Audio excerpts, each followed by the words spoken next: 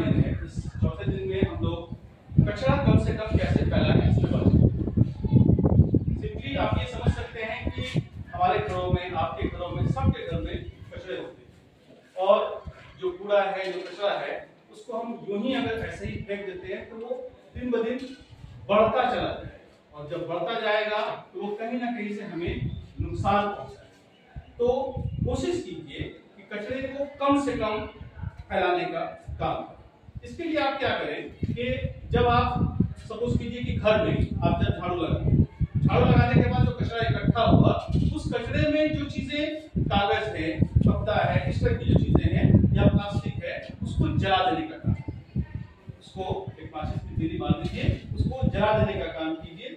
और जो dust type की चीज, धूल टाइप की चीज है, बस वही अब आपका कचरा रहेगा। तो जो कचरा इतना था वो इतने में आ जाएगा, कम हो जाएगा, कचरा कम फैलेगा। और जो कचरा है उस कचरे को प्रबंधन सही से कीजिए, जहां कहां मत कीजिए।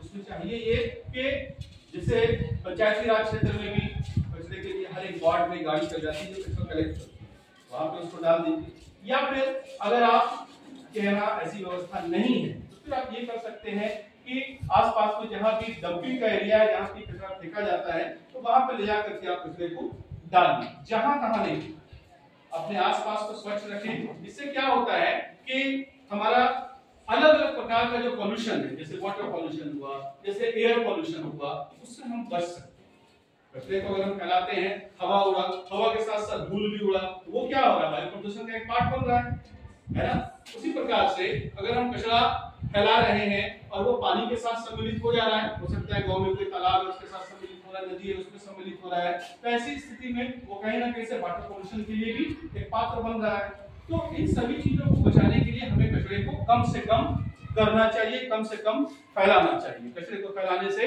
बचना चाहिए और खुद भी बचना चाहिए। और इसके बारे में दूसरों को भी, अपने घर में भी, बड़े बुजुर्ग को भी इस बात को बताना चाहिए कि किस तरह से हम कम से कम कचरा फैला सकते हैं। तो आज के डेट में आप सबको इन बातों का ध्यान रखना है जो अभी मैंने आपको बताया है कि किस तरह से कचरे का प्रबंधन किया जा सकता है। बहुत सारे जगहों में, लगभग हर एक पंचायत में एक कचरा प्रबंधन के लिए गार्बेज कलेक्शन का सेंटर दिया गया है, जहां पे की वार्ड वाइज गाड़ी होती है जो कचरा ले आके वहां डंप करती है और वहां पे उसको प्रोसेस किया जाता है, एक मशीन के द्वारा प्रोसेस किया जाता है और उसको खाद में कन्वर्ट किया जाता है, यूरिया में कन्वर्ट किया जाता है और फिर वो खेतों में इस्तेमाल किया जाता है। तो हर एक पंचायत में, अभी आपकी बात करें ताहिरपुर पंचायत में भी मैंने देखा है कि गार्बेज कलेक्शन होता है और जो कचरा कलेक्शन होने के बाद एक रास्ते में मैंने देखा है बना हुआ है पंचायत की ओर से, वहां पे ले जाके वो लोग उसको कूड़े को डालते हैं और वो फिर प्रोसेस होकर के, मशीन लगी हुई है, उसको प्रोसेस करके खाद में कन्वर्ट किया जाता है और वो जैविक खाद बन करके फिर खेतों में इस्तेमाल किया जाता है। तो ये एक रिसाइकलिंग का तरीका होता है जो सरकार ने इस पे इनिशिएटिव लिया है। आप सबको इसमें अपनी भागीदारी, अपनी हिस्सेदारी निभाने की जरूरत है।